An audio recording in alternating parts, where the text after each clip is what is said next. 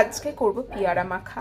আর শীতের দুপুরে পেয়ারা মাখা হলে আর কি চাই, দারুণভাবে জমে যাবে। তো দেখো, পেয়ারাগুলোকে একদম স্লাইস সরু সরু করে কেটে নিয়েছি। দিয়ে দিয়েছি ধনেপাতা কুচি, দিয়ে দিচ্ছি পরিমাণ মতো নুন, দিয়ে দেব দুটো কাঁচা লঙ্কা, এটাকে ফাটিয়ে দেব, মানে চটকে দেবো আর কি।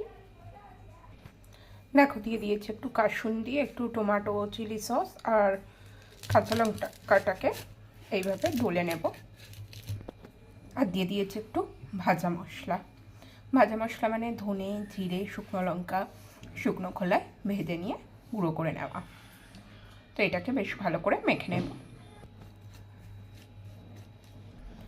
শীতের দুপুরে পিঠে রোদ লাগিয়ে খেতে খেতে আমাদের সবার ছোটোবেলাটা অবশ্যই মনে করিয়ে দেবে এই পেয়ারা মাখা, কি তাই তো?